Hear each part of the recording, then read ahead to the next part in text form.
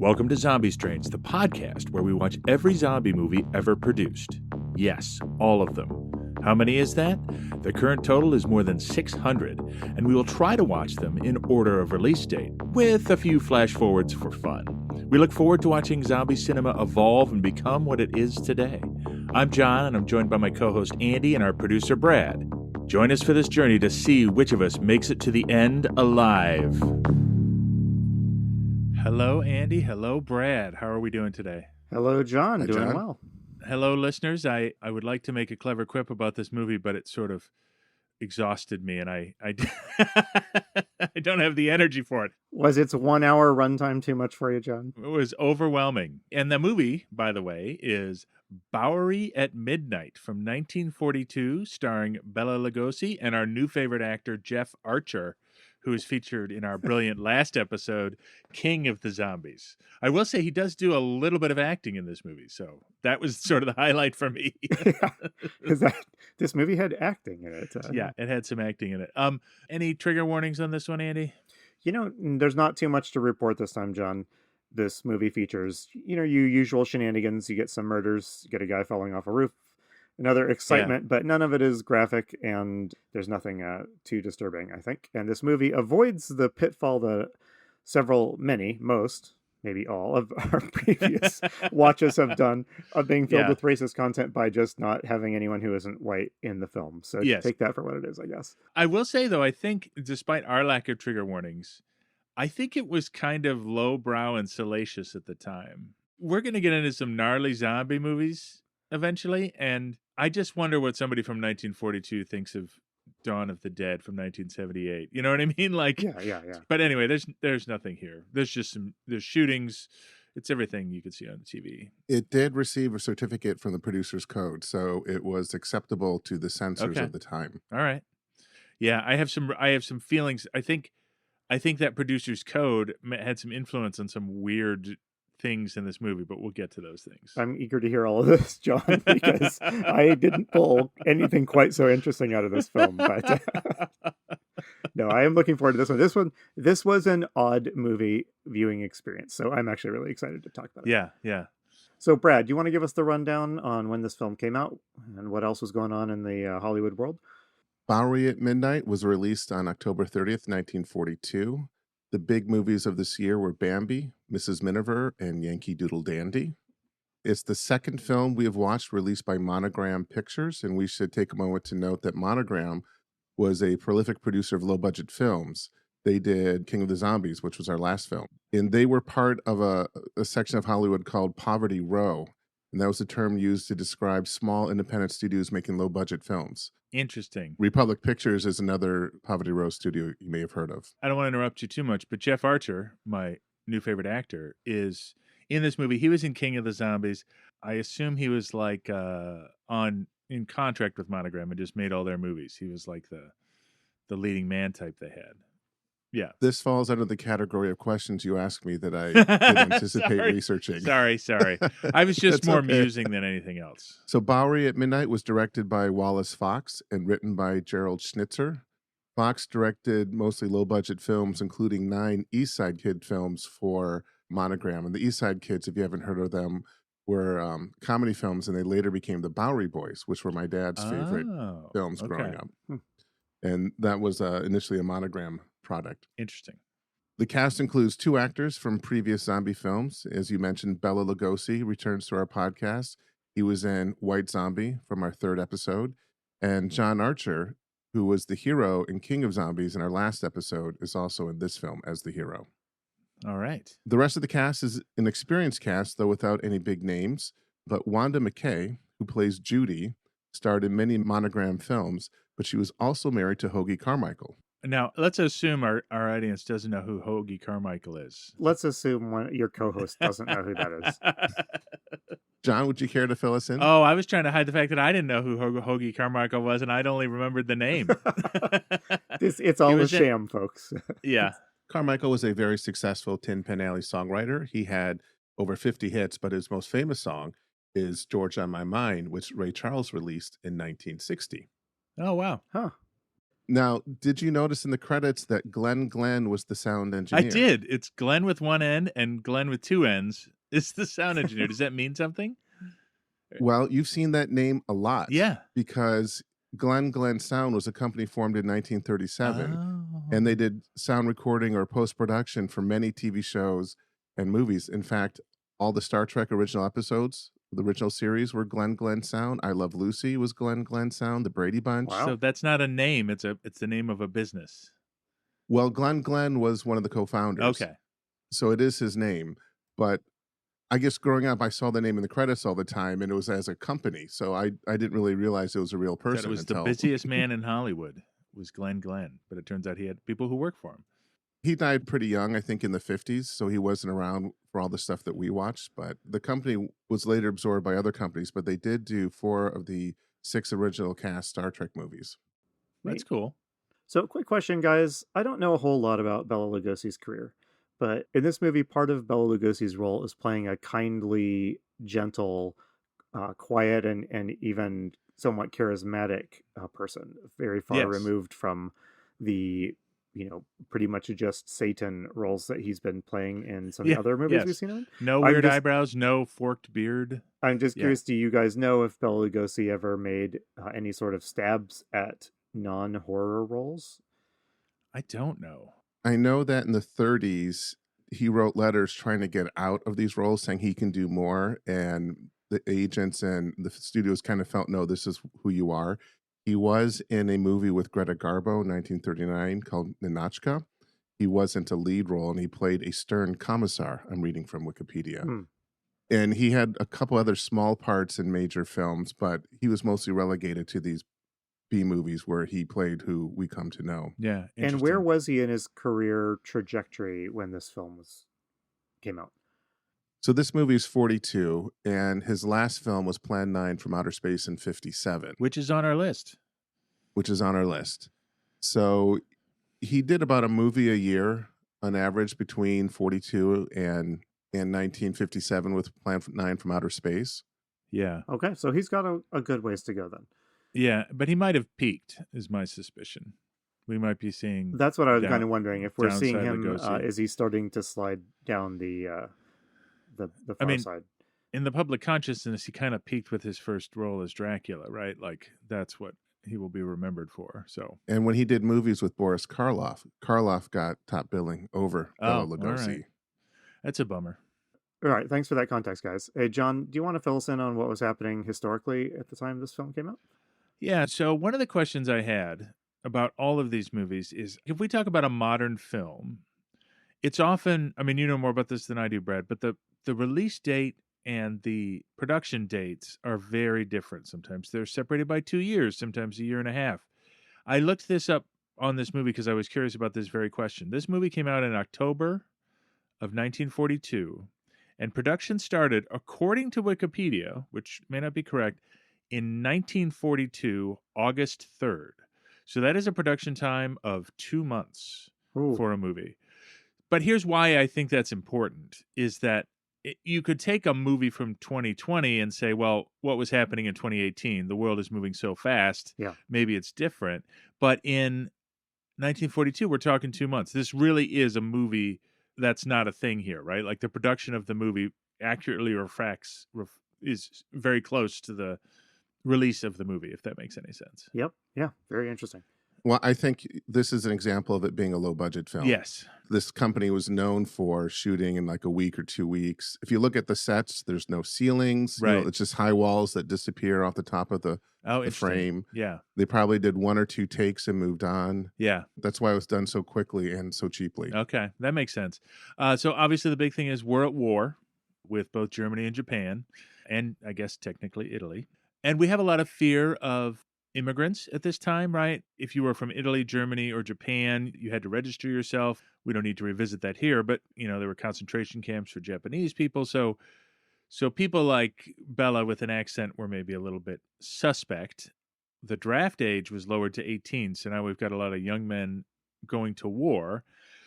But further, the name of this movie is Bowery at Midnight, and just a little context for the Bowery. It is a place on Manhattan, and it's kind of like saying red light district is a strong term, but it's kind of like the dive part of Manhattan. Even up through the 70s, it was like, here, let's go here for a dive bar or a cheap movie or, to buy drugs or whatever. So the people depicted in this movie, they call themselves transients or vagrants. We would call them unhoused now, but there are a lot of down on their luck people. And I think that was a real thing in the Bowery at this time. So I think that part of this at least reflects reality because that's part of the context. Yeah, we get kind of two interesting elements in this movie that I wondered if they were linked to the historical situation of the Bowery. We have, most of it takes place in basically like a soup kitchen, but one that offers some medical and other additional services as well.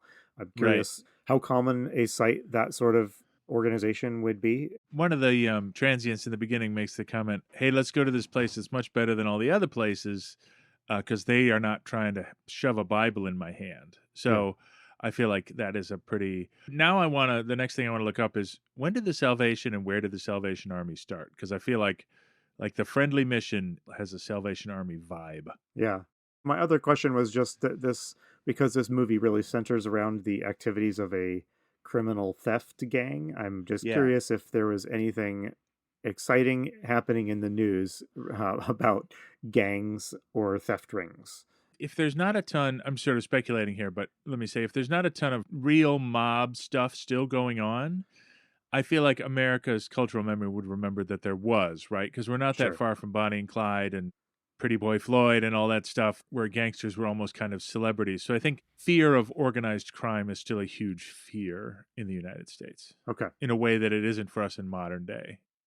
Yeah. The Salvation Army was formed in the 1800s. Well, never mind. Late 1800s. Okay. Yeah. So I don't know what I'm talking about. But the place has that sort of, it has the soup kitchen vibe. And my understanding is there were a lot of soup kitchens in the Bowery.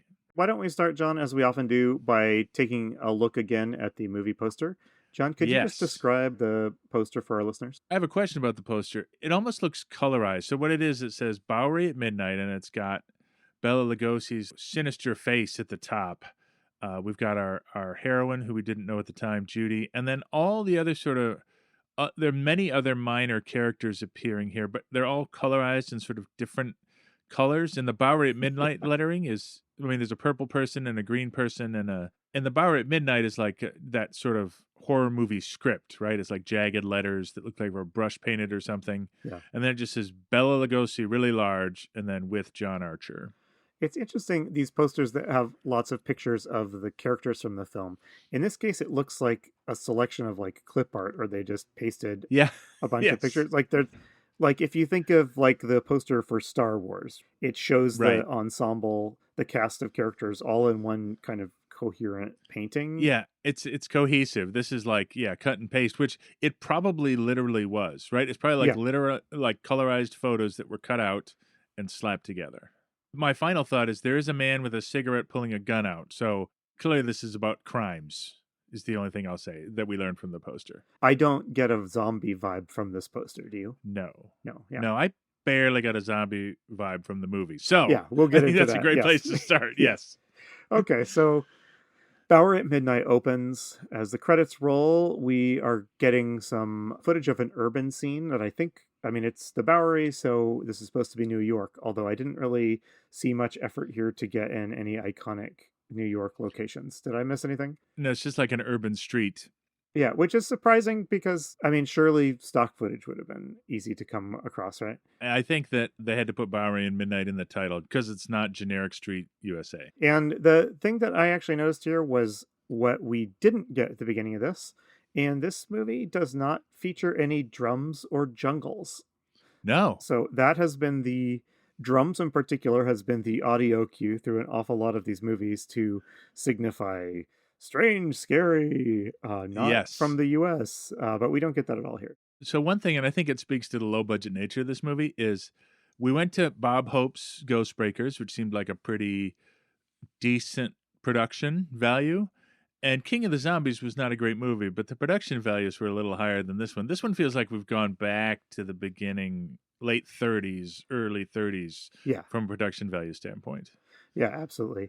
So the movie starts in earnest, and just as a warning here, I'm going to talk about some scenes in detail, and I'm going to gloss over a lot of other things because, first of all, it'll be hard to keep all of this straight and make it comprehensible to Yes. you, the listener. Yes. It's Yeah. for an hour-long movie, there's kind of a bewildering amount of stuff packed in here. But Yeah, which I kind of liked in Yeah. a way, but let me say this. I could follow this better than I could follow the plot in The Ghost Breakers. Like, I could tell you, did it, like, here's all the things, because everybody's talking about it all the time. yeah, Then we did this, then I'm here, then I did this. this was the first movie I haven't been able to turn subtitles on. It just wasn't an option on the service I was watching.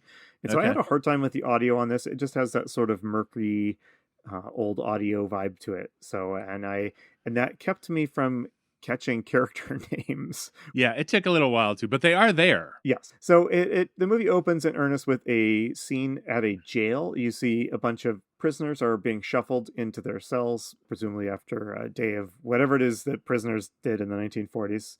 And as everyone else is getting sent back to their cell, one prisoner manages to take advantage of sort of the chaos and he escapes. And this, we'll learn his name later. His name is Fingers Dolan, which is a great hoodlum name. Yeah, I could kind of, they sort of are telegraphing what Finger's special ability is. He's like a criminal superhero. Yeah. So he's skulking around and avoiding the police. And while he's doing so, he overhears some... Can I interject one thing here? Please. Here's probably the last, like, really genuinely nice thing I say about this movie. But maybe there'll be more. I don't know. I don't want to limit myself. I do like that it starts kind of like Zack Snyder's Dawn of the Dead. We start in media res, like we are in the middle of the action. This guy's breaking out of prison. He leaps a wall. Some guy's changing a tire. He clubs that guy and steals his car. Like I have to say, just the first couple minutes, maybe I'm a sucker, but it does kind of work and draw me in right at the beginning. Well, I agree with you, John. Actually, you did until no, I think that is a good point. And what's also interesting is Fingers is not going to be the protagonist of this film, which is correct, contrary to what you would expect from the setup here. Yeah, like I would expect they start with the major characters and they talk for a while and they set all them up and then you get to the scene. But I kind of like that they go right to this scene and tell us we're in a visceral criminal movie. Yeah, and we learn Fingers is in a minute is going to stumble into the real story that's going on. And then he will, spoilers if you haven't watched this and you really want to have it unspoiled, now would be the time to do it. But yeah, he will be leaving us pretty soon. But let me get back to it though. So Fingers, while he's milling around trying to avoid being recaptured by the police.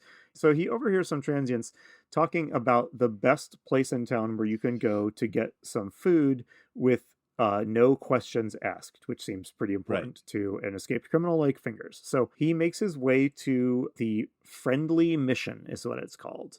That's right. And this is a big soup kitchen in the Bowery that serves food and also offers some medical services. They have a nurse on staff who's going to be an important character. So when he gets to the mission, we are introduced to, the biggest name in this film, Bela Lugosi.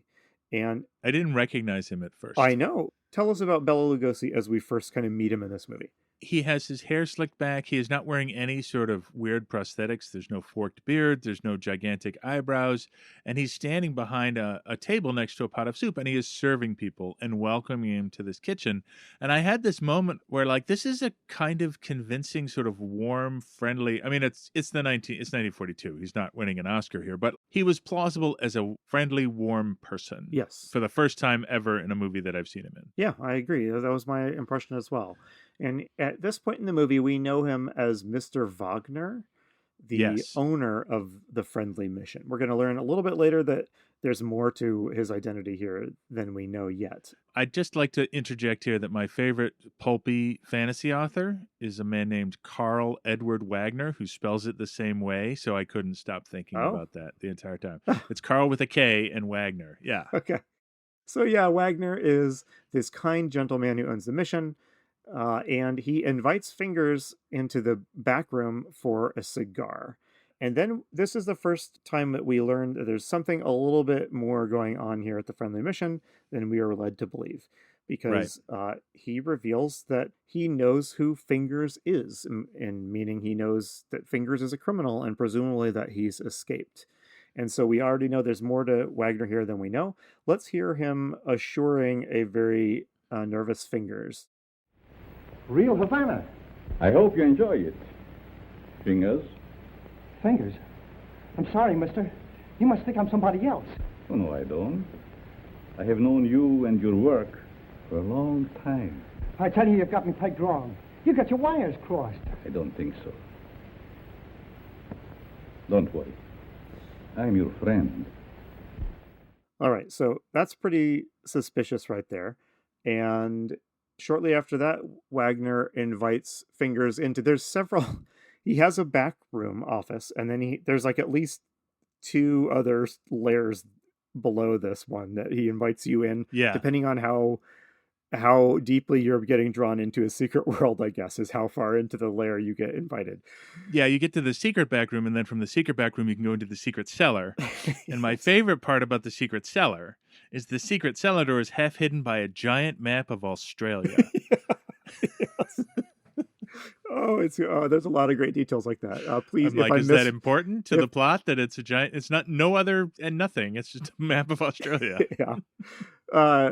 So he invites Fingers back, and I like it. Shows that Wagner has this like filing cabinet that is implied to be full of like dossiers on people, criminals, right? Yes. So that's kind of weird. So he invites Fingers back, and they're joined by, he introduces him to a couple of people that are going to be kind of important for the rest of the movie. One is we learn that Wagner has a really creepy doctor on staff. And did you catch this guy's name? Because I don't have it written down on my notes. They just call him Doc. Doc. Okay. Yeah. Yeah. Tell us about the Doc, John. The Doc looks like a mad scientist. Actually, you know what he looks like? He looks like a combination of a mad scientist and a mad scientist assistant, like all in one. You know what I mean? Like he sort of has the crazy hair and stuff, and clearly he does experiments, but he also sort of lurches around like Igor. Like he's a strange man, and he's clearly a drug addict. The other character we meet gives him some drugs that he calls his prescription, and he swears he knows what to do with them because he's a doctor, but they make it very clear that he's out of his mind and addicted to something. Yeah, and several characters who see the Doc ask something along the lines of, is he really an actual doctor? Is he an actual doctor? Yeah. They were, So I think the implication here is that, maybe he helps run that little health clinic side of the mission, but he's obviously way too much of a weirdo here for that to be the entirety of what he's doing here. And we'll certainly learn that that's the case later. Yeah. And I wanted to say also, so might as well talk about the Doc now. We'll see him more as the movie goes on, but he is kind of an innocent. He has a sort of, innocent is not the right word, but he does a little cackling in this movie, but he is not pitched as like naive. He's not pitched as like an evil person so much as that he seems just kind of delusional, and he can be kind of nice, and he has a sort of naivety about him that I found a little bit charming in a couple of scenes. Yes, he's very strange in that way. Like we'll get into it, but he does weird stuff, but he's also very nice to the nurse who we're going to meet shortly as well. So we have this creepy doctor roaming around, and we are then introduced to one other important character. This is Stratton, who is obviously a criminal. And John, we might as well pause here. It takes quite a while you're watching the movie to put all the pieces together, but I'm just going to sum up what the deal is with Wagner here so that you, our listeners, can follow. Wagner's deal is that he is running this mission as Carl Wagner, but he's living a double life. In his sort of other normal life, he is a college professor named Professor Brenner, and he's happily married. Well, sort of happily married. He's married. And he's not unhappy. And he teaches courses that appear to be about psychology, but his real deal is that he is running a criminal ring using the friendly mission as a front. So what Wagner does is he recruits pretty much expendable thugs that are in a tight spot, and he recruits them. He uses them to do a job, and the crime he does is he robs stores. Yeah, jewelry stores, robs jewelry. I think, are the two crimes we see. Yeah, and so he recruits desperate criminals like Fingers, who don't have much of a choice here, and he sort of invites / coerces them to join his gang. They come to bad ends, which we're going to get to in a little bit, but that's what's going on here. So Bela Lugosi is the villain of this movie, but it is I will credit this movie that they do not really lean into Bela Lugosi's really famous Dracula style of ominous No. acting at all. When he was in White Zombie, we zoomed in on his eyes. He was mesmerizing you. It was like a clearly sinister thing. He's plausibly nice at the beginning, and then it sort of becomes apparent that he's a criminal mastermind. Like, I wasn't shocked, but, you know, he's not a total weirdo. So they bring Fingers into the gang. Fingers is invited into the gang, and they reveal that they already have an operation, a heist planned that Fingers is going to help them with. The Fingers is a safe cracker. That's the type of crime he specializes in. And he is going to help them on their next heist. So let's listen to the three of them planning their little criminal heist. Look, you birds. I know I'm not as quick as I used to be. But these are still quick, aren't they? Sure. Are we going to crack a box tonight? Mr. Stratton, don't be so cruel. You mean you lay out a job? Case the place? And I tune the dial? The language is rather picturesque, but the meaning is perfect. So they're going to go to a nearby jewelry store, and they're going to rob it. There is something oddly pleasurable about criminals using potentially made up slang for what they're doing. Yes, I agree. You know, like I just it's supposed to, I think, be edgy in 1942, but it's comfortingly hilarious. Yeah. Are you talking about like crack a box? Are we going to crack a box? Crack tonight? a box. Yeah, we're going to crack a box. Look, you birds, we're going to crack a box tonight. Like, it's just kind of endearing in a weird way. Call your friends. Here's your challenge. Call your friends birds next time you see them. See how they react. So we move on to the scene of the crime where I'm going to probably call the Bela Lugosi's character alternately by his two different names, but Wagner is his criminal kind of persona and Brenner is his regular professor persona. So Wagner, Fingers, and Stratton break into a jewelry store, but we quickly learn that once Fingers has done his job cracking the safe, Wagner doesn't plan to keep him around. So let's hear one more audio clip of Fingers finding out what's going to happen to him. Fingers, it's his job. Now it's your turn, Stratton. Fingers? You heard what I said. But he's a valuable man. He was a valuable man. Hey, are you guys kidding with that talk or what? Do your job, Stratton. But Have Carl, you lost your nerve? Go ahead. Please don't kill me. Give me a chance. I only did as you asked me to. I can show you how. Oh, what a horrible death. Yeah. So this kind of scene will be repeated once or twice later, but the way that Wagner runs these operations, like I said, he recruits people and then it's like almost like a calling card. Yeah. He leaves a dead body of one of the participants at every crime scene. That doesn't seem like the smartest long-term way to run a criminal organization, to like run ops that always kill one of the participants, but right. One would think other criminals would hear about it eventually. Exactly. and you know, by adding murder to the list of charges here, he's dramatically increasing police interest with each of these. I'm going to steal jewels, but to keep my jewelry thieving quiet, I'm going to kill multiple people. Yes. This is a good plan. I mean, so I guess, Wagner. you know, we're just supposed to learn that he's just ruthless and he's ruthless and amoral. Yes. And he uses these people. The police are convinced that these thefts are, quote, the work of a homicidal maniac. Yes. Yeah. So there's one quick bit here, and we're going to have one more little audio clip here for you. Back at the friendly mission after the heist, Stratton is discussing the job with Doc, and a couple of things are clear here. One is that Stratton is not very pleased. He has seen the writing on the wall. He's pretty disenchanted with Wagner and is even thinking about maybe turning on Wagner before Wagner offs him the way he offs all these other accomplices. And secondly, Doc is a little upset about the heist, but not for the reason that you might think. This is the closest we've come to a zombie movie so far. Exactly. So let's hear that. Yes. I still say there's something bothering you. Is it that new man, Fingers? No. Fingers won't bother anybody anymore. You mean to say he got rid of him without letting me have the body? He can't do that to me. He promised me. It seems he can do anything he pleases. Yeah, so we knew Doc was a creep, but now we know Doc is a creep who, for some reason, wants the dead bodies. Yes. So. And, we are zombie fans. We're watching a movie that is historically described as a zombie film, so we can start maybe making some educated guesses.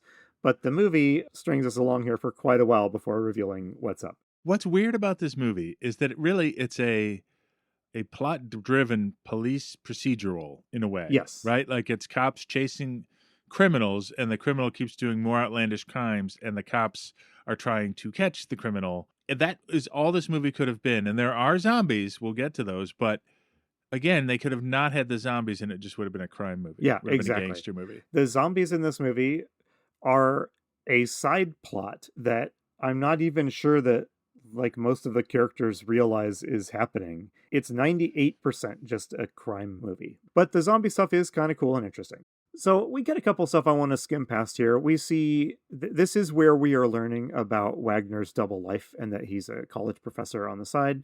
We get a scene where the police are being briefed about this new robbery, and we learn that this is one of a string of robberies and that they always find a dead body. There's a cranky Irish police chief who's yelling at everyone to get out there and do your jobs in classic. I would love to know who the original cinematic cranky police chief is, actually. But well, J. Farrell McDonald, the actor who plays Captain Mitchell, has 336 credits on his IMDb page. He might be it. He played police chiefs, sergeants, judges. He played this type of role a lot. That's interesting. I swear, and I don't think he's credited, there is a actor who plays, there's a policeman who's going to retire. Yes. And I saw that actor, I'm like, I recognize him, and I couldn't tell you what he is from. So I have a larger comment to make about this movie that I'm going to make in just like 1 minute. Yeah. Let me power through this police scene. We do meet two policemen here. One who has kind of protagonist energy about him, and one older guy who talks about his pending retirement every couple of seconds. Other word. Yeah. So one of these policemen is going to, saying protagonist is too strong of a word, but it's going to be his job to kind of track down this jewelry gang. Right. And then we cut to a college class somewhere. It's abrupt. There's no context for it. No. Where a class of college students is talking about dangerous psychological conditions, specifically paranoia, which they define for the audience. And it reminded me so much of the bits in Maniac, where they would pause and put out a scary sounding word like paranoia and define it in the most scary possible way. And it certainly, the way it's presented this movie suggests that the audience would find this like very thrilling or scary. Yeah, I think he is describing what we would say in a modern movie as psychopathy, right? Like that's what they make paranoia sound like. It's like these charming people who can hide their dark natures and then kill people for pleasure. Like they're like, oh, sociopaths, right? Yeah. Sure. And Dr. Brenner, who is secretly also Wagner, is the prof here. And, as they're discussing, he's defining what a paranoid person is like. I think we're meant to understand that Dr. Brenner maybe fits that description. Right. And so at this point in the movie, I pause, John, and I want to pause discussion because we are halfway through the movie now. And I have 3 things I wanted to observe. First, no zombies yet. No zombies. So that's not too unusual for these films, but a lot of them, even if the central part of the movie is not really involved with zombies, a lot of them kind of tease you with zombie sightings early on, right? Or like at the Ghostbreakers, I mean, we didn't get to the zombie till very late, but my God, could they not shut up about zombies? We were waiting for the zombies. Yes. You know what I mean? Yeah. Like, I don't know that the word zombies used in the entire movie, and it certainly hasn't been mentioned yet. No, I think you're right. The second of my 3 points is, at this point, I can't tell any of these people apart. I don't know if this is just a me thing. Not really. But this movie has introduced us to like 12 indistinguishable white males of about the same age, and I don't know who their names are. Right. We've got a college student who's introduced in this classroom scene who it turns who's out like 34. Yeah. Yes, he is. And I put in my notes, it's so nice that older people are going back to college even as early as 1942. Yes. So at this point, listener, I don't know if you're finding this plot description hard to follow or not, but I was having a hard time with this movie at this point. I did go on to figure a lot of this stuff out. But basic questions of like, who are these characters and what are their names? Pull up a list of the cast of this movie, just like Google search it, and you'll see there's a lot of just people that all look like generic 1930s and 40s white male protagonists. Yeah, the only memorable person who we've met briefly but has not become a central player yet is Judy, who is the nurse. Yeah, who's going to become really important mission. Despite having hardly appeared in the first 30 minutes of the movie. Yeah, and they do help you later. There are tombstones with names on them. So that's the best part. That's a little late. You say tombstones, Brad. They look more like signs you would put in your garden, like to just say tomatoes on them. You are spoiling one of the great reveals of this movie that sorry. I can't wait to discuss. So, all right, and my third comment, John, at this point is that at this point I've been watching this movie for like 25 minutes, but it feels like I've been watching it for about 4 hours. It is full with what Brad and I's screenwriting friend called, it is filled with incident. Yeah. When they don't know how to advance a plot, just throw some incident in there and keep the thing going. To your comment on everybody looking the same, my daughter dropped out of the Marvel movies with my son and I at one point, and she made the exact same criticism of Marvel or of Captain America Civil War. Oh, yeah. Right? He's like Robert Downey Jr., the Baron Nemo guy, and Bucky. She's like, I don't know. They all look this. I don't know who these people are. I can totally see that, yeah. Yeah. So it's interesting. It's interesting that you noted that. And I was trying to talk her into going, right? And I'm like, well, the Scarlet Witch is in it. She's pretty cool. And after the movie, she was like, it was fine. I didn't really know what was going on. I didn't know who all these guys were. They all had brown hair and beards. Like, yes. So I think, yes, I say that just to validate your criticism. Okay. That's very much the vibe here. They've all got wavy dark hair and suits on. Yeah. If it helps, our hero, the 30-something college student, is Richard Dennison. Yes. If you need a name. Okay. He is. Would people have instantly recognized him as main character material when they saw him, do you think? If they saw our last movie, King of the Zombies. I wonder, because is it this, we didn't even get into this whole thing about the police sergeant who's bucking for a promotion and trying to become a detective. And like, we don't need to, but like, is it him? Is it that police guy? Is it Judy? Like, the only one who's distinctive is Judy. Yeah. So back to the movies. Thanks for bearing with me through that little litany of complaints I had about this film. Yes. Because we're getting back to some excitement. We go back out to the streets of the Bowery where policemen are roaming around and they hear gunshots. There's a crime in process. And I'm not going to go into all the details here, but we are introduced to an important new criminal character here, so I want to get him down here. There is a shootout. The police see that a guy is robbing a store or something. There's a big chase scene. They shoot at each other a whole bunch. The old police guy gets shot and hit in the arm, but he's okay. Everybody's doing that thing that where they fire with the gun held up to their torso, which is very funny. And the long and the short of it is, though, we have another criminal who is on the run and in desperate straits, who is looking for a place to lay low for a bit, and he heads to the friendly mission. One thing about this shootout that I love is I think the sergeant recognizes this guy, and I put a note in here, like, all the cops and criminals recognize each other. Yes. Like, it's like they're a small fraternity. That's right. Of people who all know each other, and they regularly trade gunshots and whatever. It's a very strange relationship. So when he's in there, he has been wounded. This crook, it turns out his name is Frankie, and he has been wounded in the course of the robbery and shootout. So he is sent, when he gets to the friendly mission, he is sent into their little medical room where we meet someone who's been lurking in the background of a few scenes, but who is about to become very important. This is Nurse Judy. She's a young woman, super nice and friendly and kind and all that. And she is like an assistant at the friendly mission. And she is a nurse, so she tends to wounds when she comes across them. But while she's doing that, there's a funny thing here. When Frankie is trying to explain how he got wounded to Nurse Judy, because he can't say I was just involved in a shootout with the police.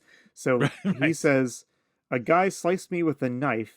He tried to take my dog. Is that what he said? I think, no, he tried to take my, I'm pretty sure he says he tried to take my dough. That's what I heard. Right. Well, this is that murky audio and the lack of subtitles here. But I immediately knew that probably couldn't have been the word he said, but the image of it was too delightful. My brain could have just filled it in. Maybe he did say dog, and my brain was like, that can't be. It must be dough. Like, yeah. So no, I think he says try to take my dough. So the police, however, are still looking for Frankie, and they kind of figured out what part of the Bowery he ran into. And so they're doing like a building by building search. So the police are coming into the friendly mission where Frankie is, and he's about to get caught. So to evade the police, he ducks into the back room and there is Wagner, Bela Lugosi, in a little bit of a repeat of the scene we had with Fingers. Basically, long story short, Wagner invites Frankie into his little criminal gang, and then he misleads the police, or he tries to. Right. But the plan doesn't go entirely as they hoped, because unfortunately for them, Nurse Judy saw Frankie because she treated his wounds, and she innocently tells the police that, oh yeah, he was just here. So from this point on, the police are going to start kind of closing in on Wagner's operation and the friendly mission here. But the police do leave for now, and Wagner pitches his scheme and invites him into the gang, just like he did with Fingers. And then in kind of a delightfully evil moment, he has Frankie kill Stratton and take his place as we skipped a bizarre thing earlier where Doc and Stratton, we talked about the scene where Doc and Stratton were talking about how they didn't trust Wagner anymore, and maybe they'd turn on him. And Wagner eavesdropped them with using video surveillance. Yes. He has like a advanced video surveillance system set up, and so he has Frankie kill Stratton because he's heard and saw the video of Stratton saying maybe he would turn on Wagner. So he gets Frankie to be his new heavy, and then he insults Doc. Yes. He refers to Doc as a human derelict. Yes. Yes. And Doc does not take this well. No, he doesn't. So after Stratton has been killed, and we've learned that Frankie is basically a psychopath here. He's happy to kill people. And yes, he enjoys it even. Yeah, he and Wagner leave, and they leave Doc, who has just been insulted. And let's hear what Doc has to say as he turns to examine Stratton's dead body. I will save you, Stratton. Save you from the dead. Then you'll belong to me. Yes, and just before that, he was saying how he was going to show them that he was a great doctor. Yes. It's always, if you are any kind of doctor or scientist, if you ever hear words like, I'll show them coming out of your mouth, you need to do a quick check-in with someone who loves you. And Yes. Yeah, exactly. So something weird's going on. And I don't know if Wagner knows that Doc has this bizarre obsession with bodies. Are we supposed to imagine that Doc is going rogue here with these dead bodies? I don't think so. So this is where he also shows the graves in the basement, which are these neat piles of dirt behind yet another secret door. Yes. To just keep straight, we've got the back room, we've got the secret door upstairs, we've got the secret cellar, and then another secret room, and then actually later it's revealed there's another secret cellar in that last secret room under everything. It's secret cellars all the way down. Let's pause and talk about that because that's a delightful scene. Yeah. He takes Frankie into what Wagner calls the dormitory of the dead, which is a back room where he has buried all his murdered henchmen in these grave plots that have little grave markers with their names on them. But they're not they're like white signs with the names in black lettering that are visible from a distance. I don't know a lot. I have no experience with body disposal, but I've seen enough movies to think. Neither do I, just to be clear. Right. I've seen enough movies to know that, how do you get rid of dead bodies? I don't know. You dissolve them in lime, or you put them in in the river oil with drum, or concrete shoes. Right. Or, There's a lot of different ways, but nowhere on that list is bury them with a headstone identifying them in your basement with their name on it. Yes. I guess the intent of this is to terrify new recruits into keeping in line, I guess. Although it really just broadcasts I kill everyone I work with. So can we stop at this point and point out, I don't know why Wagner is doing any of this other than he wants to steal jewels. But I don't know why he's bothering to do that either, because he has a job. Yeah. What? So we haven't talked about his interactions with his wife, and I don't really want to because it's all very unimportant. Yeah, he has a bad dream. It's a whole thing. It's suggested that I think we're supposed to think he's living above his means. So he's giving his wife all this extravagant jewelry that she doesn't realize has been stolen. So and that she doesn't actually want. I mean, her only significant speech in the whole movie is when she tells him, "I don't want all the jewelry. I just wish you weren't gone all night." yeah, well, Right? Like Mrs. Brenner is a richly nuanced character, so I think you're picking up on all the subtleties of this film. yes, of how complex their relationship is. But It's I agree yeah. with you why Wagner is doing it and why he's doing it in this particular way. It's just also elaborate. That Yes. I guess you could just say he's, he is maybe not completely mentally Yeah. sane. I think in the scene at the lecture with Dennison, doesn't Dennison describe who and what a psychopath is? Yes. And isn't it, he's really describing Wagner? Yes. Yeah, I think so. I think so. I was hoping the movie would take a turn. There is a moment where I thought the movie would take a turn where it was like Jekyll and Hyde, and neither Wagner nor Brenner were aware of the other one's behavior or existence. But then he makes it clear that he knows both. Like he's aware of both. Like it's not like a some weird psychosis. He's just a jerk. Yeah. Like I don't. Yeah, You know what I mean? Agreed. Yeah. I mean, obviously he's crazy, but like he knows that he's not. I thought it would have been cool if Wagner didn't know about Brenner and vice versa, but that's I agree. Okay, believe it or not, we are getting towards the end of this movie. I've noticed another common thing. These movies, they spend forever setting things up, and then they Yes. cover an enormous amount of time in like the final 10-15 minutes to bring all the threads together. And this movie does the same thing, because we are actually getting into the third and final act of this film now. Yeah, and I think we've made this complaint about the other movies, but clearly this is how they made cheap movies in the 40s, right? It's like Act 1, Act 2, and then Act 3 is 5 minutes. Yes. Like that's just how it worked, which is weird. It's the same structure as a modern movie with 30 minutes cut off, all from Act 3. It's weird. Yes. So here at the beginning of the final segment of this movie, we are going to kind of officially meet two people who it turns out are the actual protagonists, I think, of the film. So 40 minutes in, we have, we've had gotta all get there sometime. Yeah, we've had all these like kind of feints towards other characters. But so the movers and shakers of this plot are Nurse Judy and her boyfriend Richard, who was a student of Dr. Brenner's in his little psychology Correct. class. And was the guy we've been complaining about being so dull in The King of the South. Yes. Same actor. Yes. John Archer. He's dull in this movie as well. Like Nurse Judy, you can do better than this guy. Though he has a moment. He just acts for a Well, moment. he does. He's an important character. So we meet him because he Yeah. and Nurse Judy are back at Judy's home and they're having an argument. He wants to marry her, but he's very disdainful about Judy's work in the friendly mission. He thinks that she's just a do-gooder who's kind of wasting her time. Why doesn't she just marry him? He's rich. They can go live on a yacht or whatever. Here's the argument he makes. You're doing good work as a social worker on the Bowery to help down and out people. Why don't we just go hang out on my yacht? Yes. That's So- Richard's character. That's So essentially his listener, character. is that a persuasive argument? Yeah, I'm drawn to him as a Well, as a role model. I mean, Judy here is clearly a sweet, good hero. I was not sure what we were supposed to make of Richard because he seems like a huge jerk. We'll get to the end because it's Yes. bizarre. It's bizarre, So, but yeah. it's also one of my favorite parts of the movie. But okay, Yes. so he's basically mad at Judy, and he maybe suspects that she's in love with like her 65-year-old with Bela Bela Lugosi So- character. So that's all very plausible. So he cracks this scheme to infiltrate the mission under the guise of Right. doing a research paper.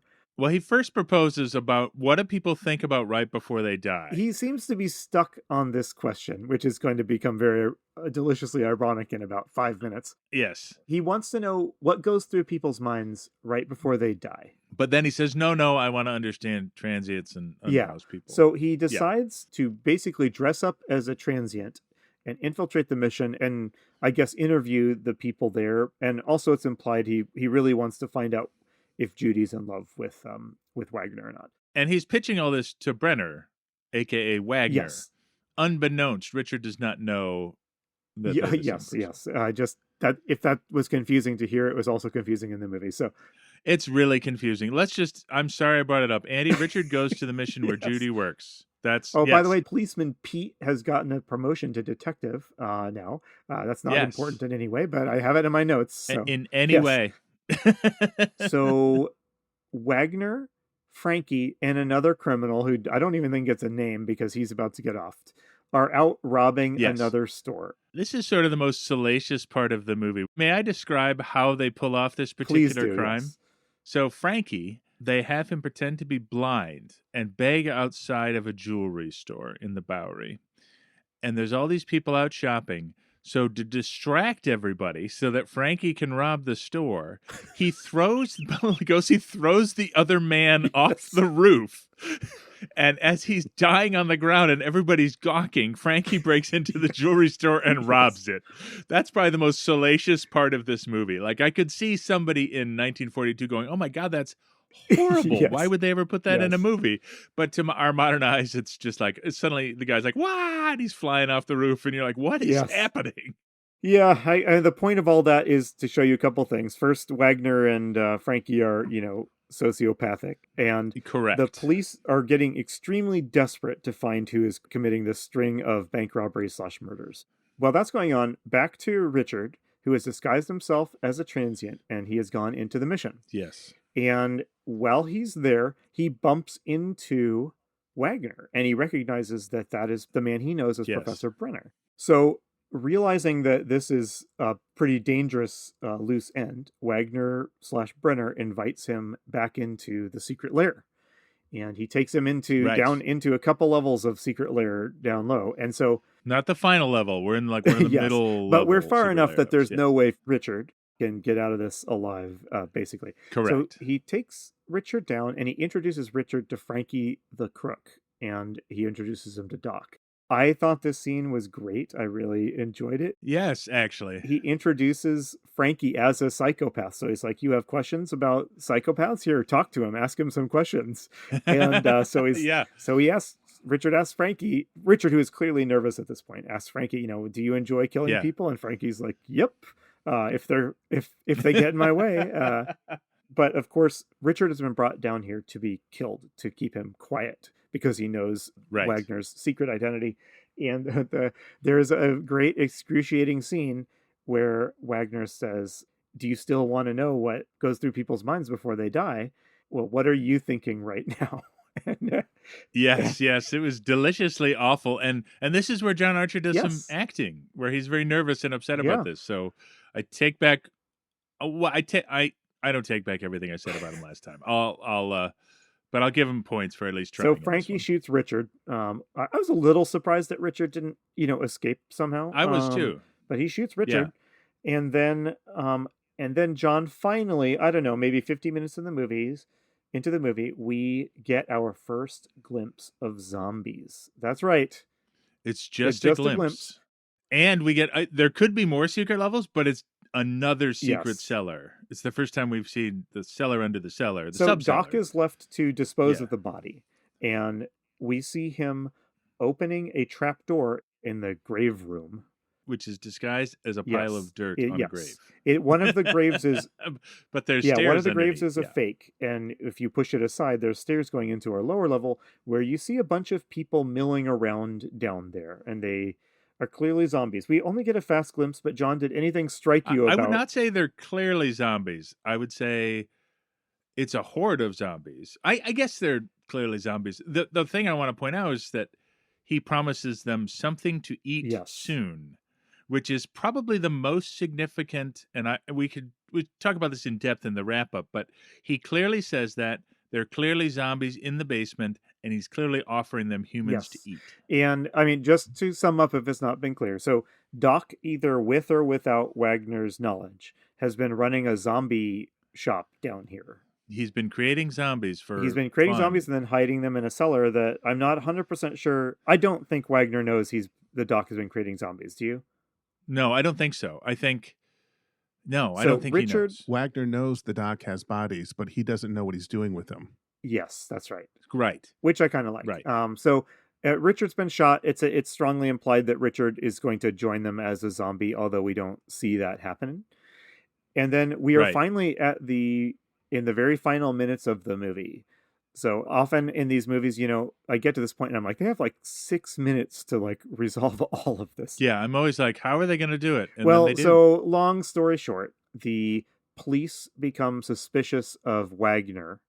Richard has gone missing, and they've realized that Richard is one of several people that went missing after being seen near the friendly mission. Too many people have vanished. Yeah, they go talk to Brenner because Richard was one of Brenner's students, and that's when they put together that Wagner and Brenner are the same person, or they start to put it together, so then they go see his wife. And then the policeman calmly asks her, Mrs. Brenner, have you ever suspected your husband of leading a double life? And her response is like, that would explain a lot of things. Like, well, yeah. So there is one, I want to zero in on one moment here. Basically, the wife is going to come down to the police station to give a full statement. Right. They know now that Wagner and Brenner are the same person, and that this looks pretty bad. She goes into the other room to get a coat, and she's in there for a long time because she's in there forever because Wagner/Brenner sneaks into the house, and he realizes that they're talking to his wife and that the game is up. And then we don't see it, but he goes over to his wife and kills her. So the police eventually realize that she's been in there too long. They go and they find her dead body in the closet when Wagner/Brenner is nowhere to be found. But back at the mission, Nurse Judy is looking for Richard, right? Her boyfriend. Right. And she runs into Doc, and I liked this exchange between Judy and Doc. Yes. Do you want to tell us about it, John? So when she runs into Doc, she knows something is up, and Doc wants to tell her. This is sort of naive Doc. We like Doc at this point. He says, I'll tell you, but you got to refill my prescription. So there's a whole exchange about that. She ends up in first the secret room, then she goes past the giant map of Australia, and then she ends up in the subcellar secret room with Doc. And he's trying to get her out of there, but he's not like mean. No. Like for a crazy person, he's treating her very kindly. And then she hears a cat. And that opens the next secret door, which leads into the room with the bodies, in which she sees a neatly labeled sign with Richard's last name, Dennison, on it. And she sort of has a 1940s movies meltdown, which is not that serious, but she finds out that there are bodies here. Richard's body is one of the bodies and cries, and the Doc is sort of wringing his hands and trying to get her to leave, but it's not like he's attacking her or anything. And John, can you name what other movie on this very podcast, trivia question for true fans, what other movie featured a cat meowing and drawing people to the place where the zombies are? This would be Maniac. Yes, indeed, which was itself a reference to the Black Cat story by Edgar Allan Poe. Yes. So I like Doc in this scene quite a bit, whether his mind has been blasted by addiction or he's just very troubled or something. Yeah. Rather than being like an evil cackling scientist, he seems to not really, he understands that people will be upset when they see what he's doing, but he seems to genuinely not want to upset them or upset his boss more than he's concerned about like keeping his work a secret because it's evil. It's almost like he feels like he's doing a service by bringing people back to life. Yes. You know? Yep. Which is bizarre, but also his vibe. And it doesn't feel evil. You're right. It doesn't feel evil. It's bizarre. But the jig is up, and upstairs, the police are crashing in. Brenner is up there gathering his files, the files that have all the dossiers on criminals, and he's clearly getting ready to make a run for it. But Judy stumbles in. Having fled up the stairs from the sub-basement to the secret room. Yeah. Wagner tries to convince Frankie to kill Judy, but he refuses because he doesn't shoot, I think, is it broads or something? I think he doesn't, I'm sure he says broads, but he won't kill a woman is the short version. So Wagner and Frankie make a run for it. The police shot him. They shoot Frankie right away, and Wagner retreats into one of the many sub-basements down here. But he's trapped. Yes. He's trapped down here. This is a kind of a funny scene as they, I guess in theory it's a desperate escape, but he's just sort of speed walking up and down a bunch of stairs for a while. Right.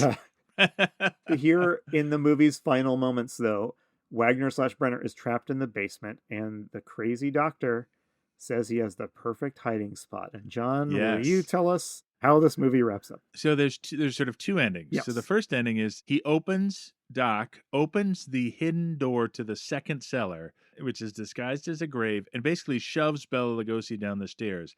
And at the bottom of the stairs, you see all these zombies milling around. And I think Wagner screams, and then we cut away from it. And right? John? No, we don't cut away from it. Yeah. What happens is this dorky police guy says, well, that takes care of Dr. Wagner. Yes, Like, exactly. what? He just saw a man get eaten by other Exactly. men. How are you going to Like, write this up, buddy? how do you write this up? Well, it was that classic zombies eat the bad guy scenario. You know, Chief. Like, what? You know, as long as the bad guy gets like an ironic comeuppance, then you don't really have to worry about the niceties of there's police procedure. Save me paperwork. I didn't have to turn him in or put him in jail. Ironically eaten by his own zombies. That's right, Chief. Yeah. So, will you tell me about the second ending? Because let's bizarre. get to that in a second. So this is where the movie should end, right? Wagner has been defeated, and Yes. but nope. There is a short epilogue, and John, will you just describe the epilogue, and then let's discuss, because we have to discuss it. Yeah. So Richard is now sitting in bed as if nothing has happened, as if he didn't get shot, if he didn't get turned into a zombie, if he didn't eat human flesh. He's just sitting in bed in a smoking jacket, and Judy is there putting stuff away, and every time he makes an assertion, she says, yes, dear. Yes, dear. Yes, dear. And it's like this weird vibe where, like, sure, she wanted to be a rebellious social worker who saved the world, but she's learned her place to now be the obedient wife of her former zombie husband. Yeah, it's bizarre. So this scene would work perfectly in a modern film where this scene is supposed to be unsettling and cause you to rethink the film you have seen up to this point, right? Yes. Because so Richard was a zombie, like canonically in this film. For sure. And for sure was shot dead. And this is the kind of zombie that gets shot to death and then turned into a zombie. So he's back. So right. I don't think this is supposed to be creepy. I think this is supposed to be a happy ending, like quickly shoved onto the end of this film. But I think you can view it as like a really creepy, surreal scene where, I don't know. What did you make of this? So on a cynical level, I think, like this movie is trying to be salacious. It doesn't show it, but it suggests like these zombies are eating people. Yeah. And Richard is clearly dead, and they've thrown somebody off a roof. I think they're just going like, hey, let's just get back to the status quo really quick so the censors aren't as mad, right? Yeah. I don't know of movies in 1942 where you can have like a dark ending where the hero dies. So they just bring him back to life with no explanation, just so he can be alive so nobody complains. That was my take. Yep, I think that you're right. I would like this better if it were a weird subversion of the... And it could be, like it definitely feels that way. Like, what is happening here? He's dead. She is now a Stepford wife. Like, what? Yeah. I like your reading better, even if that wasn't the intention. Yeah. So, guys, that's a wrap on Bowery at Midnight. So, John, we have a list of kind of questions that we typically go through for each of our movies, and not all of the questions are going to really be relevant, but let's go through them, okay? And then maybe we can have a final talk about whether we recommend this or not. So, in this zombie movie, John, is there a hero party? Kind of. The police combined with Judy kind of make up the hero party. I don't know if you could consider Richard as part of it, because he's always separated from anybody else and he gets shot when he's by himself. But, I mean, maybe he's part of the party. So, yes, the policeman, Judy, and Richard are kind of a hero party. This is an odd movie in a lot of ways. One of them is that I think it takes a very long time to sort of settle on who its protagonists are. So you really have at least 30 minutes of following around people who have a role in the story, but aren't really protagonists. And then it finally kind of settles on, I think, Nurse Judy and maybe Richard and Pete the policeman as sort of the heroes, but they don't really work together like a party exactly. And in fact, when Pete is solving the crime, he's off by himself with another detective we've never met before, briefly. Yeah. So no, not really. But I almost want to say this film is artful in the way it's structured because it's so strange, but I think it's just bad writing. No, I would agree with you. It is not without its virtues, I think. The way that the movie follows characters whose stories then intersect with other people's stories, and then it kind of you keep moving through this cast of characters until you finally get to the ones around whom the movie is going to be centered. And then it all sort of loops together very well, actually, right? The police figures out that Brenner's not who he says he is, blah, blah, blah, and it all sort of falls together actually in a way that most of the other movies we've watched do not. Yeah. So we've been making fun of this movie, but the truth is I didn't hate this movie. We'll get to that in just a minute. Yeah. So we don't really have a hero party, and we certainly don't have a party of people I would describe as like survivors, right? No, it's not about a bunch of people surviving the zombies. It's about a bunch of people fighting a criminal enterprise, and it's a very different vibe. Yeah. So then we ask, how many of the kind of the party survived? What's the kill count here? Were there that any is zombie unclear. kills? Yeah. We get a bunch of a bunch of criminals are killed, and I guess the only kind of quote hero who's killed is Richard, right? Although he was resurrected in the end, so that doesn't really count. Yeah. Do we have a zombie horde? John, you used the word horde early to describe this, so tell us. I would like to propose that this is our first. It's not explicit, it's subtle, but the word eat is used by Doc. Yep. This is our first cannibal zombie horde. Oh, okay. Interesting. I would argue it's small, it's only glimpsed, but there's no mention of voodoo. There is a mention that Doc does some mad scientist stuff to bring them back to life, but he's got 5 or 6 zombies in the basement that he feeds Wagner to, suggesting they're eating him and they're mindless. This feels like a huge jump to me, and I'm curious to see over the next few movies what happens, but this feels like a nascent cannibalistic zombie horde to me. It does. Well, how do you feel about that? I wholeheartedly agree.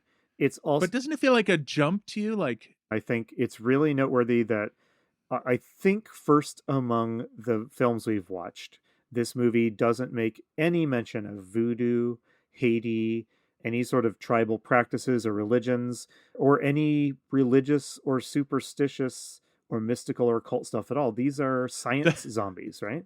Yeah. The closest they get to mentioning the Caribbean is he asked them about the cigar he's smoking. He says, is it a real Havana? So, yeah, that's it. Yeah. So I think, so we have science zombies here and we have cannibal zombies, and that feels very new. Yes. I mean, has it been implied in the past movies we watched that the zombies eat people? I don't think so.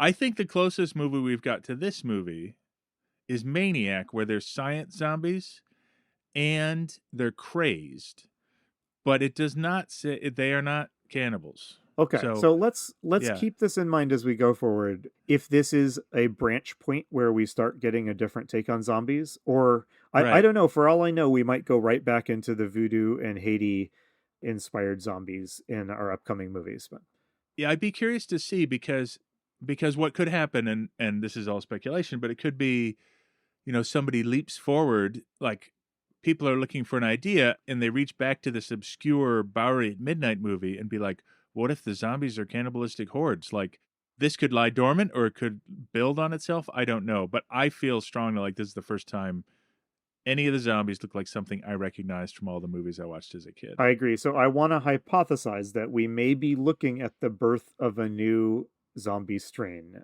if you will. So let's just track that as we watch future movies. I agree. All right, we're in the habit of asking how this movie lives up to your original 4 pillars of a zombie movie. Do you want to walk us through those? Yeah. So the first one would be apocalypse, which I don't think we have here. We have a terrifying world, but it's not a terrifying world of zombies. It's a terrifying world of criminals, right? We don't have contagion, right? Like, in order to become a zombie, the doc has to inject you with something that turns you into a zombie. They hand wave that, but it's clear that one zombie does not turn another person into a zombie. Right, yep. Now, loved ones turning against you. Richard did not turn against Judy, but Richard was a regular person who did like Dr. Brenner as his teacher, and it is implied that he is part of the zombie horde that attacks him at the end, which we also saw in King of the Zombies. Yes. So I think that's feeling a little more pillar-like at this point. Yes, I think you're right. Then lastly, like tough moral choices, I don't know. I think there's a lot of immoral choices in this movie, but not tough moral calculation. Yeah, the only people doing ethically dubious stuff are criminals making those choices for bad reasons. Yeah, so no innocent non-criminal protagonist is forced to make a tough ethical choice here, I don't think. Correct. I do think it's interesting that there's another person turning on somebody here. So that leaves us with 2 questions, John. First, would Andy and John survive in this zombie world? I'm a little afraid of these zombies. If I were trapped in this basement with them, probably not. I'm more worried about my ability to survive the criminal underworld of the Bowery than the zombies, to be honest, in this movie. Agreed. Yeah, I mean, this is I mean, the zombies are not the threat here. The zombies are kind of a side element. So I think I would survive because I don't, hang out with criminal gangs. But if you Right. met Bela Lugosi's character, would you find him friendly? Would you trust him? Would you accept his invitation? If I didn't know all of the rest of Bela Lugosi's like film history, I might. He seems nice. Is that weird? I mean, Bela Lugosi, the actor, does, I think, a pretty good job of playing a nice, kindly person for Yeah. He that. seems like a grandfather at Yeah, times in he this does. with his Yeah. twinkling eyes. Yeah. So, okay, I will amend my answer. I think I would fall under the sway of kindly Dr. Wagner, and that would leave me open to getting involved in all these shenanigans that include a horde of zombies a couple of basement levels down. Yeah, but let's be honest, they wouldn't invite us into their world because we don't know how to crack safes or, turn No, off you and security I alarm would be systems the or- Richards of this movie. And then lastly, John, do you recommend this movie to our listening audience of zombie movie fans? I'm so excited about this seeming sort of leap in zombie technology, so to speak, that we've encountered in this movie. You know what I mean? Yeah, Like, yeah. like, hey, cannibalistic zombies, they're just here now. But I can't recommend the movie because it's such a weird, convoluted movie that has nothing to do with zombies except for this weird side plot. I think I mostly agree with you. While I found this movie confounding to watch, I didn't hate it by the end because it's just structured so differently than all of these other zombie movies we've watched. It's just different. Yeah, I would almost describe it as like a tight narrative. Yes. The story does make sense at the end. There's no wasted time or space. And one action leads to the other actions. Like you can't say that about Maniac. You can't say that about the Ghostbreakers. Like it's a tight, that's why I almost called it a procedural earlier. Like it's a tight plotted movie. There is a good Twilight Zone movie somewhere, a good Twilight Zone episode somewhere in here. Yes, with the dual lives and the whole thing. Yeah, Yes, I think there's so. too much going on, but I think that you could take this concept and make a stronger film out of it, I think. And maybe it's the 40s. I think if we knew more about why Brenner did anything, Yeah. I think that would be that would make it better. Yeah. But lastly, as for recommending it to zombie fans, that is a hard recommendation to make. They're only in it for like a total minute of screen If you time. have an interest like John and I do in the history of zombies in film, then yes, watch it, because I do think we are seeing some new zombie things here. That said, they're less than 60 seconds of screen time are devoted to the zombies in any way, and you hardly even see them, even when they are central to the scene that's happening. I think one of the things that helps this movie is the acting. So many of these actors have done 200 to 300 movies that you've never heard of these guys, but they're all pretty good. They all sell it. They all make the parts enjoyable to watch. Yeah. Like Maniac, there were clearly a bunch of people they just pulled off the street. And I know that was who only like a had much 4 lower credits to their list. And I know that was like a really dive movie compared to this one. This does feel like a bunch of competent pros knocking something out in a few weeks. Yeah, and I think we are far enough along in film history that despite the low budgetness and the limited number of sets and things like that, the movies are losing that sense of being like stage play productions, and the actors are starting to interact with each other, I think, in ways that feel more authentic. So, and I forgot to mention at the top that our friend Edward Kay was the composer of this. He's the Academy Award nominated composer from King of the Zombies. Yeah, it wasn't too bad. There was a couple of weird cues where I was like, is that really the right cue for here? But I mean, at least it felt like music that went with the movie. What did you think about that, Andy? I agree. The music didn't stand out. Like I found the music for the last movie we watched, King of the Zombies, a little bit more striking as a score, but it didn't have that filler, generic vibe that music has been in most of the movies we watched. Yeah, I agree. All right, so that's a wrap on Bowery at Midnight. Thanks for watching, John. And that means it's time to learn what we're going to watch next. Brad? What is next, Brad? Next, we are encountering I Walked with a Zombie from 1943. All right. And check your chat window for the poster. Oh, okay. All right, John, tell us what we see here on the poster. All right, here we go. I Walked with a Zombie. This poster's kind of cool. Am I wrong? No, you're not wrong. Like, no. No, it's got this sort of ghostly figure of a woman on the left. Yeah, it looks statuesque almost. Yeah. Statuesque. Yeah, there's this hand reaching out. Below the hand is a woman screaming, and then there's this nefarious, like, zombie eye. Looking at it, it seems to me like a mesmerist sort of Yes. zombie eye. So, and bright yellow text, I walked with a zombie. Yeah. What do you think? Yes, I think that the eye feels like a little bit of a throwback to the earliest movies we watched, where both the posters and the films themselves seem really got a lot of mileage out of Bela Lugosi's creepy stare, I suppose. Yes. And not just Bela Lugosi, but other zombie master villains. So Yeah. I'm getting zombie master occult vibes from this, and I don't see any salacious claims made on this poster, just the title. And then actors, we have James Ellison, Francis D, and Tom Conway are called out here. So none of those ring a bell for me. So No, me neither. So, well, I'm sure we'll find out that we have probably seen some of them in other things when we actually see them on the screen. I bet you a nickel. I'll take you up on that bet. All right, folks. So join us next episode where we leap ahead to 1943 for I Walked with a Zombie. You've been listening to Zombie Strains. We'll be back next episode to talk about another zombie movie. If you enjoyed our podcast, please take a moment to rate us in your podcast app of choice. Tell a friend. Follow us on Instagram at Zombie Strains. All of this helps like-minded people find the show. See you next time.